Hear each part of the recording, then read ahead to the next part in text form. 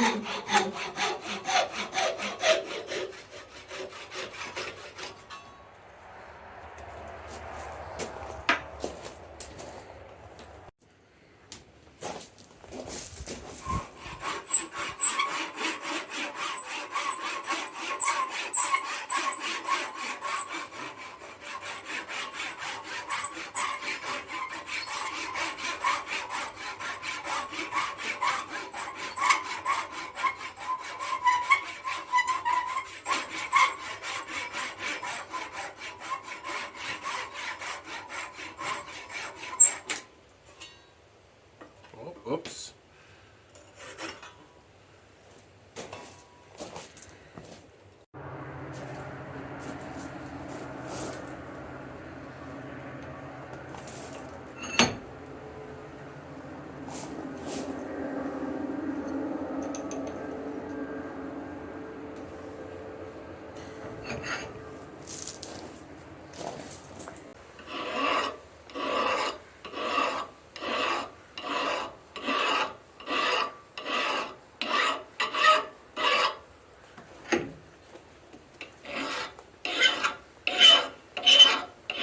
Get that all leveled out.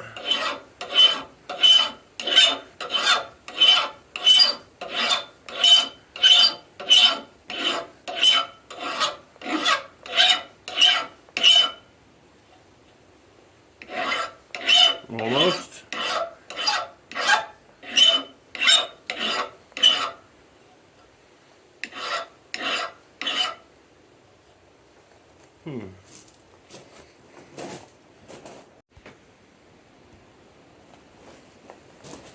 So this is a grafting knife, and I only wanted to cut on one side of the tree or the branch that I'm cutting on. So I'm going to give it an edge only on one side, which is a very traditional thing for a seax, which is the overall blade shape anyway. So we're staying true to form, to the original form of the seax, which is, I don't know if I've already mentioned this, but it's Old English for knife. Get a better grip on that. I'll probably put it on an angle so we can do this. See if you guys can still see that correctly. Yeah, you can. Nice and tight. Get this filed down. I'm going to do this for a few minutes. I'll skip ahead so I don't bore you to death.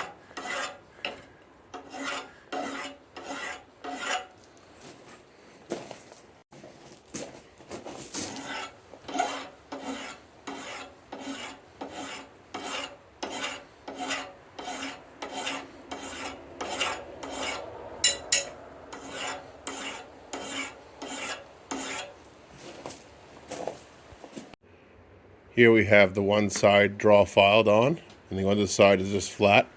That way the blade will cut flat against the tree on this side. Now I'm going to heat treat it. So I'm heating up the knife now, just using a small glass of cooking oil, corn oil to be exact. And I'm just going to harden this blade. I want it to be as sharp as possible. I'm not going to pry with it so it doesn't need to flex. I'm letting the heat of the fire soak into the blade. Don't want to get it too hot. I'm just looking for a certain color. Grab that. That's me. Like so. And we'll just put this much into the oil, keeping the back spine a little more soft just in case it wants to crack on it. Sometimes when you use recycled steel, you got to be careful. There we go. I think I'm pretty happy with that. I might go a little further now just to give it a nice black finish.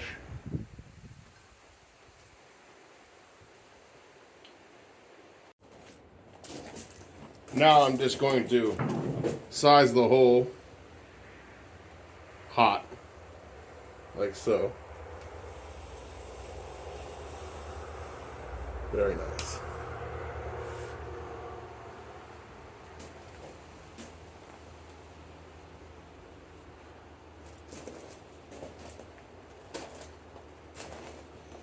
Now I'll clean that up.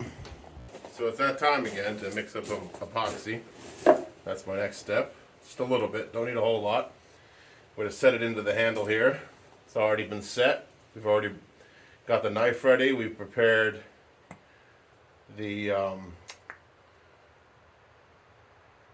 steel and the block of wood. So now it's just epoxy, and then we'll come back after lunch and form the handle with the hand files, because I don't have a 2x72 at this shop. A 2x72 is a belt sander for those, a professional belt sander that helps with knife making. So very important to have. These colder temperatures last night really have made this epoxy harder to come out. There we go. That's enough. Don't need a lot of epoxy for this knife. It's a very small knife. Go ahead and mix that up. Mix, mix, mix, mix, mix, mix, mix. If you have any questions or comments about this left-handed grafting knife, please put them in the comments section. I'm happy to answer them. Or anything about bonsai or woods or blacksmithing in general. Let's just get that knife here. Hopefully it's cold when I grab it. Yeah, it's a little warm. So there it is. I'll do the final edge once it's all been mounted. So I do want to put a little bit of this into the hole to begin with. So that's what I will do. Just go right into the hole. And that got a lot of the dirt out, see? I'll do that again, because if there's a lot of dirt in there, even after you've knocked it out and even gotten some of that with files, it will, if the epoxy chooses to stick to that before it sticks to the steel, it won't actually be a good bond. So things to consider. I'm going to go ahead and just put a little bit on the end of this, like so, but not too much. There we go. We'll stick this right into the hole we made earlier. There will be excess. It might not sit perfectly the way we want it to. Use the back of a piece of scrap wood we don't care about. Tap that in, see? Just like that. And any angle changes I have to do, I can do it in the block of wood once this is dried off. So I want to take a piece of cardboard, like so, just a tiny piece, and get in there and wipe the excess out so it doesn't dry like that. Because if it dries like that, you're going to have a pain sanding that all out later. So it's better to do that now. There it is, all glued up. So we'll let that sit for an hour or so and finish cleaning it up and shape the handle. It's a nice little close-up of the wood grain, the maker's mark. It's the flat side, the blade's on the other side.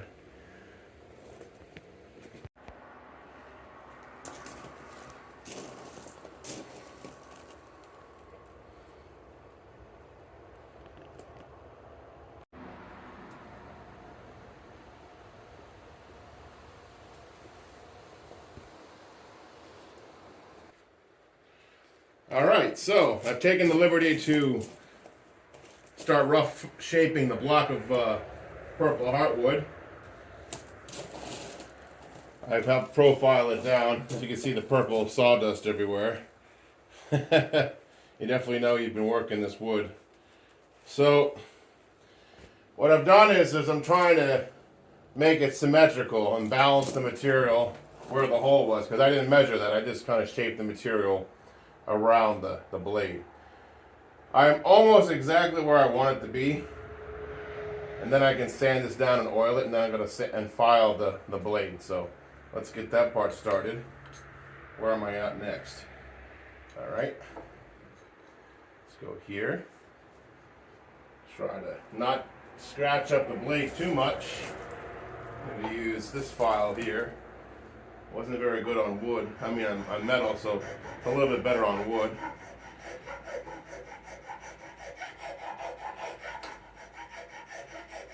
roll this corner here a little bit.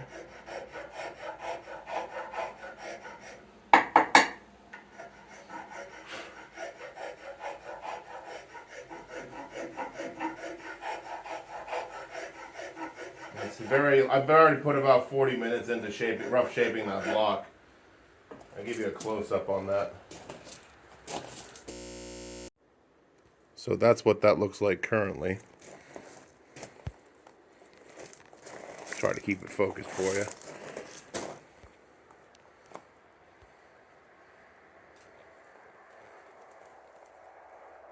A little more shaping.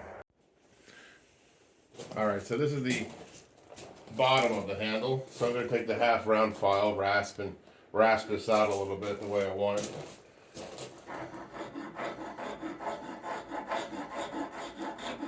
Make it a little bit more comfortable to grip.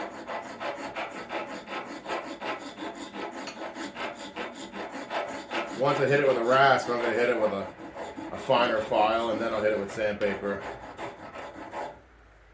Hit this over here.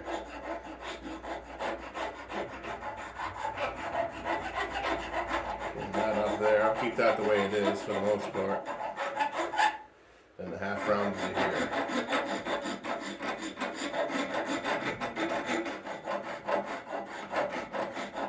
I'm going to be doing this for about 10 minutes, so I'll skip ahead.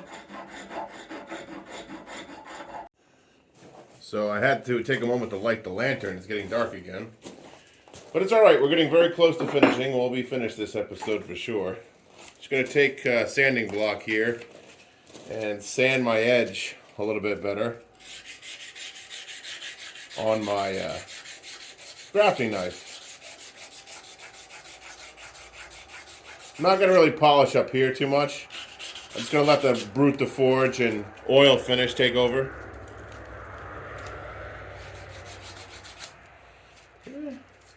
This is a very, very, very, very hard steel because I didn't temper it, I only hardened it because I wanted to have an excessively sharp cutting edge.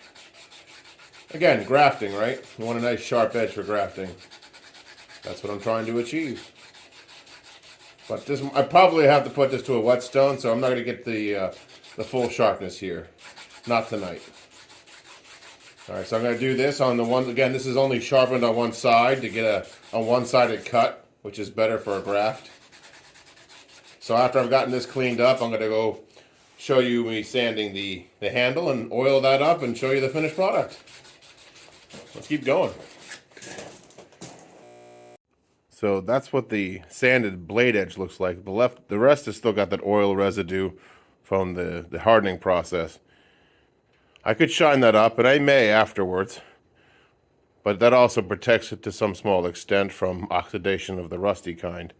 So I'm going to tape this up so I can go ahead and work on the handle now. There it is all taped up. Let's put it in the vise.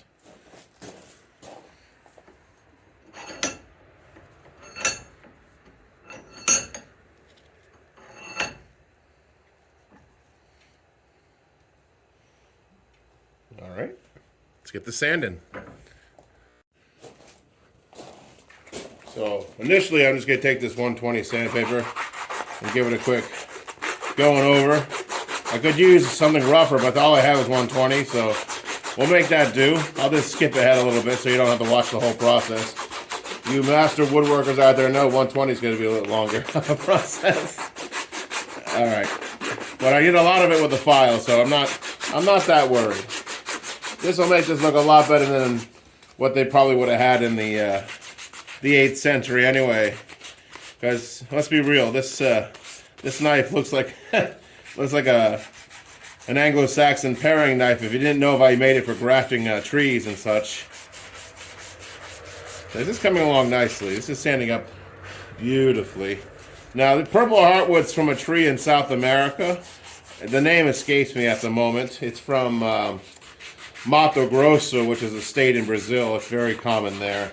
It is a protected tree. This was sourced from a responsible reserve, a registered reserve from Mato Grosso, and bought through a licensed dealer, just so you guys know. That's important to me. We don't want to see habitat destroyed for commercial reasons if we can avoid it. Just Gonna keep sanding this out, smoothing it out, and I'll probably hit it with 300 grit to help bring out the grain of the wood. We're getting there. Let's keep doing this for a few more minutes. And I'll skip ahead. Alright, so I've got it sanded to 220. So I'm going to wipe it down real quick, make sure all the dust is off it. Get all that sawdust, or file dust in this case. And now I'm going to give it some oil with this rag. Mineral oil. In this case, it's better that way it doesn't go rancid on you using like another organic oil. Alright. And there we go. Let's bring the colors out now. The magic happens now. The true beauty of Purple Heartwood is here.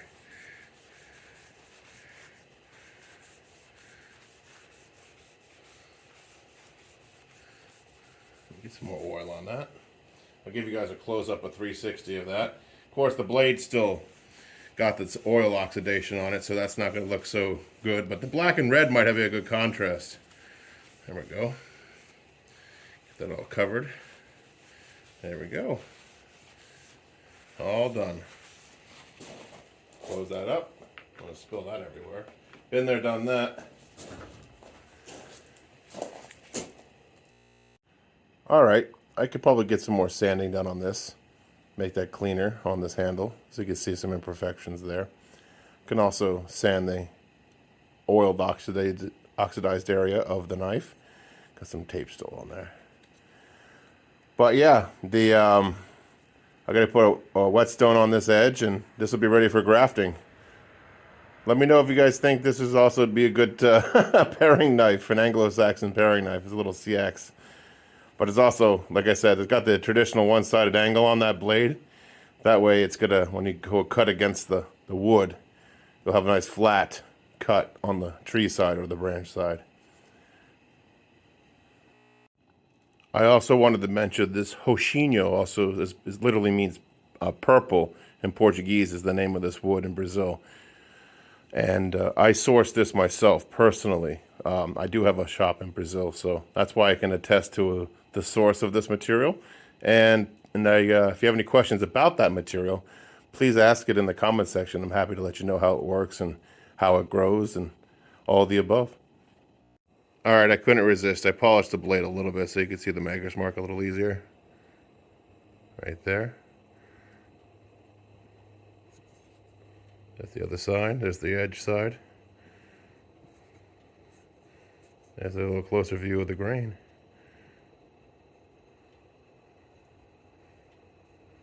Alright, well, thank you for hanging in there and enjoying the journey of seeing how this little grafting knife is made, left-handed grafting knife. Let me know in the comment section below if you think this would also work as an Anglo Saxon paring knife. It's a little mini seax. I'll be making more knives like this in the future and other things at the forge, so not just bonsai and walks through the woods. It's a mixture of all of the above. So if you enjoy those things, consider liking and subscribing for moral support. And until next time, take care.